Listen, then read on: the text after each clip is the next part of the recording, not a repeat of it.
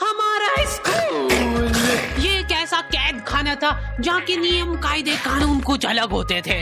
इस जेल के कैदी डेली अपने घर से बस्ता टांग के यहाँ पे आते हैं दिहाड़ी करने। कई माँ बाप उनके बच्चों को खुद इस जेल में फेंक के जाते हैं ताकि उनका बच्चा जिंदगी में एक सक्सेसफुल दिहाड़ बन सके। दरिंदे रोक दे बच्चा।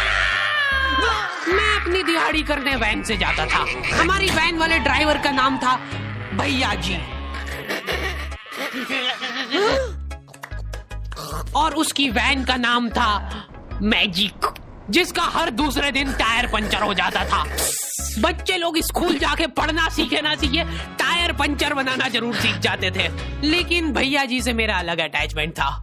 उनसे मेरे को दिल से नफरत थी। ये आदमी सुबह 5 बजे आके मेरे घर के सामने हॉर्न बजाता था। अरे भैयू, ओए भैयू, जल्दी से तैयार हो जा बेटा, 5 मिनट में निकलना है फटाफट। 9 बजे का स्कूल है यार हमारा। लेकिन ये आदमी सुबह सबसे पहले आके मेरे को लेता था। उसके बाद हम 3-4 घंटे पूरे शहर भ्रमण पे निकलते थे। शहर के पूरे आखिरी कोने से बच्चे ले लेके आता था ये आदमी। जहाँ पे वैन जा भी नहीं सकती उधर कूदा कूदा के ले जाता था ये, और फिर टायर पंचर हो जाते थे। शाम पड़े वापस से हमको घर घर छोड़ के आता था ये। जिंदगी बर्बाद कर दी थी भैया जी ने मेरी। सबसे पहले लेते थे और सबसे आखिर में छोड़ते थे। लेकिन मैं फिर भी उसी वैन में जाता था क्योंकि चमेली भी हमारी वैन में आती थी। और बात यह है कि वो मेरे पास ही बैठती थी, मतलब मजबूरन। उसके पास और कोई ऑप्शन ही नहीं बचता था और मैं बचाता भी नहीं था। मैं घर पे जाते से जो 2-3 घंटे मेरे को सोने के लिए मिलते थे उसमें सोता नहीं था और मैं प्लानिंग करता था कि कैसे चमेली सिर्फ मेरे पास बैठे। चमेली सबसे आखिर में आती थी और मैं सबसे पहले सुनसान वैन में चढ़ के बस्ता अपने पास में रख के और फसर के सो जाता था। बाकी सारे बच्चे अपना बस्ता गोदी में रखते थे क्योंकि तुम्हारे बाप की वैन नहीं है। मतलब मेरे भी नहीं थी, पर मेरे ऊपर भैया जी को तरस आ जाता था कि बेचारा 5 बजे से आया है, तो वो सोने देते थे। अरे कैसे चला रहा है ये गाड़ी? रुक जा, गाड़ी चलाना नहीं आती क्या? देखो, आदमी इतना तभी चिढ़ता है जब उसकी जिंदगी में कोई लड़की ना हो। नहीं है ना? नहीं, मैं समझ सकता हूँ लड़की ना होने का दुख दर्द। मैं भी किसी जमाने में लड़कियों की तलाश में गली मोहल्ले भटकता था। फिर एक दिन मेरे पास से वो निकली। जैसे ही मैंने हैपन खोल के देखा, उसकी आईडी मेरे फोन पे चमक रही थी। हैपन ये एक रियल लाइफ डेटिंग ऐप है। यहाँ पे तुमको वो लोग मिलेंगे जो तुम्हारे आस पड़ोस से निकले हो कभी न कभी। 100 किलोमीटर दूर रहने वाले लोगों से बात करके फायदा ही क्या जब तुम मिल ही ना पाओ। और अगर तुम्हारी घिनौनी शक्ल देख के यहाँ पे तुमसे कोई प्यार मोहब्बत नहीं भी करता है तो तुम फ्रेंडशिप तो कर ही सकते हो फिर भी। So go and check it out happen, link is in the description. लेकिन मैं सोता नहीं था। मैं आंख बंद करके चमेली के घर का इंतजार करता था। तो क्योंकि चमेली आखिरी में आती थी तो वैन पूरी पैक पुक हो रखी होती थी। बच्चे बाहर उबल रहे होते थे और मैं अपना बस्ता पास में रख के एक्टिंग देखो, एक्टिंग। और जैसे ही वो आती थी, हड़बड़ाना नहीं, ऐसे टाइम पे हड़बड़ाते नहीं है कि फटाफट बैग उठाया और आओ इधर बैठो जल्दी। मत करना ये हरकत, भाग जाएगी वो। ठरक नहीं झलकना चाहिए जरासिक भी, एकदम सटल रखना है। क्या हुआ? और कहीं जगह नहीं है क्या? तेरे मुंह में मूत दूंगा मैं। अच्छा ठीक है, इधर ही बैठ जाओ। देख रहे हो एक्टिंग, देखो तुम लौंडे की। ना जाने कौन सी नशीली खट्टी मीठी खुशबू लगा के आती थी चमेली। आज तक उसकी खुशबू है मेरी नाक में। मैं वो खुशबू का पूरा मजा ले ही रहा होता हूँ, इतने में एकदम भभका बास आती है निगाह से। जैसे ही मैं बाहर झांकता हूँ, मरा हुआ कुत्ता पड़ा है वहाँ पे। एक काली कार शुक करके निकली और मेरे बच्चे को मार दिया। कैसे करके निकली? शुक। ऐसे नहीं निकली थी, मैं यहीं पे खड़ा था। वो कार आई थी और जैसे ही वो बच्चा नीचे आया तब वो खड़ा, वो बच्चा चिल्लाया और फिर कार शुक करके भाग गई। उधर कुछ बच्चे ऑटो रिक्शा से भी आते थे स्कूल। ऐसा लगता था कि पूरे स्कूल के बच्चे इस एक ऑटो रिक्शा में ठूस ठूस के ले जाता है वो। ये ऑटो वाले और भैया जी दोस्त थे और अब ये बीच सड़क पे रेसिंग लगवा रहे हैं। इनकी गाड़ियां उबला रही है बच्चों से, फिर भी नहीं मान रहे ये लोग। नहीं जीतूंगा। स्कूल जाके वो पीछे मुलट के देख रहा है तो एक बच्चा नहीं बचा उसके ऑटो रिक्शा में। हमारे भैया जी बेचारे पीछे से उनके गिरे हुए बच्चों को उठा उठा के ला रहे थे। ये सब हरकतें करके हम लोग जैसे तैसे कैद खाना पहुंच जाते हैं। सुबह 5 बजे से निकलने के बावजूद हम लोग लेट पहुंच रहे हैं वहाँ पे पहुंच के हमने देखा कि 4 लौंडे मरे हुए पड़े हैं जिनको डॉन ने मारा है। डॉन हमारे स्कूल की इंचार्ज थी। डॉन का कद छोटा था और पेट मोटा था और आश्चर्य की बात यह है कि समय के साथ उसकी हाइट कम हो रही थी। मतलब बड़े नहीं बड़े वो चलता है एक बार को, पर इसकी कम हो रही थी। डॉन बहुत स्ट्रगल करके कार से स्कूल आती थी खड़े होके, क्योंकि बैठ जाए तो उसको सामने की सड़क नहीं दिखती थी। वो अलग बात है, खड़े होके भी पूरा नहीं दिखता था। हर रोज 2-4 कुत्ते कुचलते हुए आती थी वो। फिर मेरे को समझ आया कि रास्ते में जो कुत्ते दिखे थे वो डॉन इस कैद खाने में छत पे बैठी रहती थी स्नाइपर लेके। कोई भी कैदी कुछ गलत गतिविधि करता हुआ दिखता था तो वहीं पे, मैडम इनकी लाश का क्या करना है? अरे ये तो आपको पता ही है। कहाँ रह गए थे यार झमू दीदी? फटाफट ये खून वून साफ करो। झमू दीदी बुलेट से स्कूल आते थे और ये अफवाह फैली हुई थी पूरे स्कूल में कि उनके घर पे मर्सिडीज भी है। लेकिन झमू दीदी हम्बल रहना पसंद करते हैं। ऐसा कहा जाता था कि ये स्कूल ऑन पेपर झमू दीदी के नाम पे ही है, पर वो हम्बल रहने के लिए यहाँ पे झाड़ू पोछा लगाती है। वैसे मैडम इन्होंने करा क्या था? गैर कानूनी पेन फाइट का सट्टा खेलते थे ये लोग क्लास में। उससे मेरे को प्रॉब्लम नहीं है, मेरे को क्यों नहीं? हाँ, हमारी क्लास में पेन फाइट का सट्टा चलता था। हमारे इधर जो लौंडा पेन फाइट में जीतता था सामने वाले का पेन उसका हो जाता था। कुछ बच्चे अपना सब कुछ दांव पे लगा देते थे और कर्जे में डूब जाते थे। फिर भी वो लोग हार नहीं मानते थे और अपने दोस्त से पेन उधार लेके खेलते थे और वापस हार जाते थे।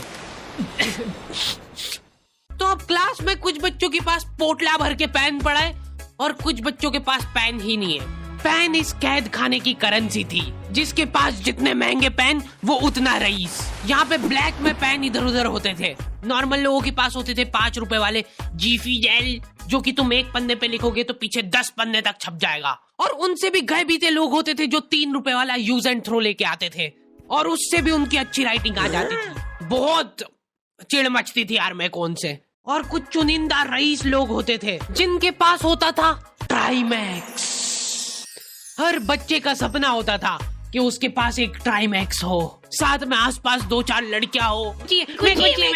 प्लीज मेरे को यहाँ पे ऑटोग्राफ दे दो। ये लो ट्राईमैक्स की इनके ये ट्राईमैक्स। क्या बात कर रही है? सही में एकदम रईस लोग ही अफोर्ड कर पाते थे ट्राईमैक्स। वो बाबड़े भी एक एक अक्षर लिख के रिफिल खोल के देखते थे।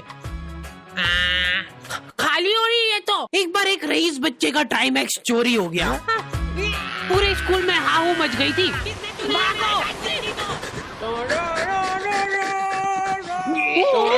वो देखो, उस दिन हमको पता चला कि वो आदमी दौड़ भी सकता है।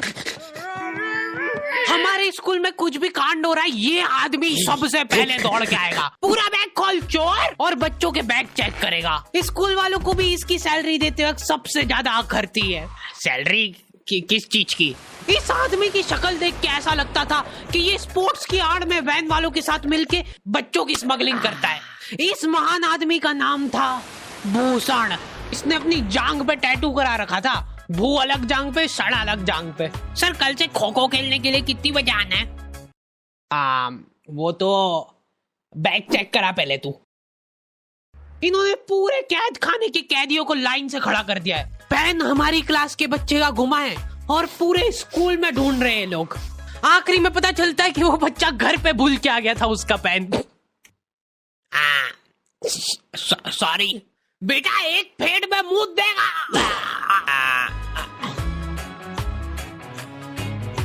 ऐसे तो नमूने बच्चे थे हमारे स्कूल में और टीचर लोग उनसे भी गए बीते थे। हमारे स्कूल में टीचरों को उनके नाम से कोई जानता ही नहीं है। बच्चों ने उनकी हरकतों के अनुसार टीचरों के नाम रखे हुए। हमारे इंग्लिश वाले टीचर का नाम था छोटा भीम। इससे चिड़चिड़ा आदमी मैंने आज तक नहीं देखा। छोटा भीम की हॉबी थी लड़कों को कूटना।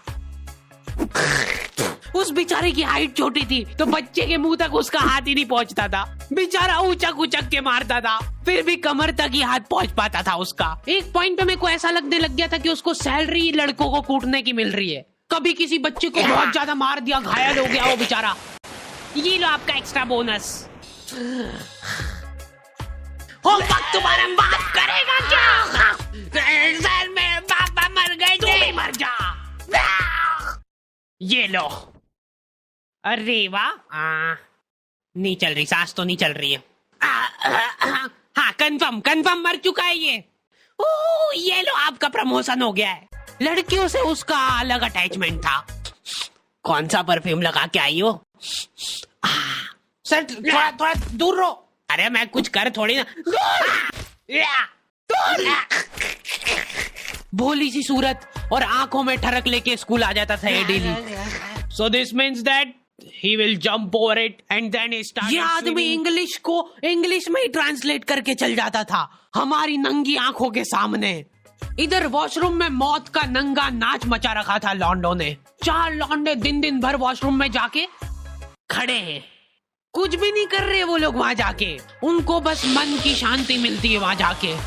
अगले दिन उन चारों ने प्लानिंग करी, कुछ तो प्रोडक्टिव करते यार वहां जाके। अगले दिन वो सब पानी की बोतल लेके गए। अब वो पानी पी पी के हाथों हाथ मूत रहे हैं। और ये टीचर लोगों को प्रॉब्लम क्या है, बच्चे अगर वॉशरूम जा रहे हैं तो एक गया है तो अभी दूसरा नहीं जा सकता है। क्यों? तुम्हारे घर की लेटरिन थोड़ी ना है वो कि एक टाइम पे एक जना यूज कर सकता है। मान लो वो 2 जने अगर वॉशरूम में मिल गए तो वो क्या कर लेंगे ज्यादा से ज्यादा? भाई यहाँ का बल्ब निकाल लेते हैं ना। हाँ निकाल लो, फीस भरी है अपन ने। लॉन्डो को ऐसा लग रहा है कि इन्होंने फीस भर के पूरा स्कूल खरीद लिया है। 10 लॉन्डे कॉरिडोर में छाती चौड़ी करके चल रहे हैं प्रिंसिपल के सामने।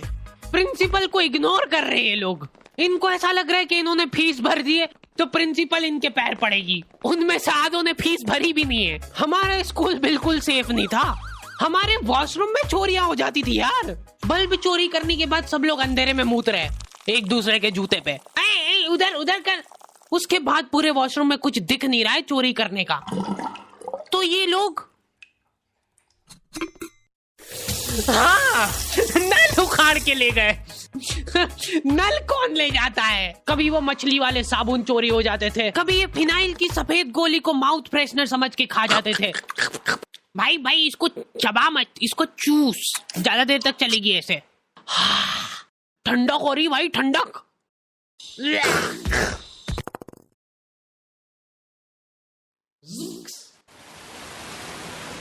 ओके, तो दी एंड हो चुका है। होपफुली तुम लोगों को ये वीडियो पसंद आई होगी। अब कोई भी रोएगा नहीं।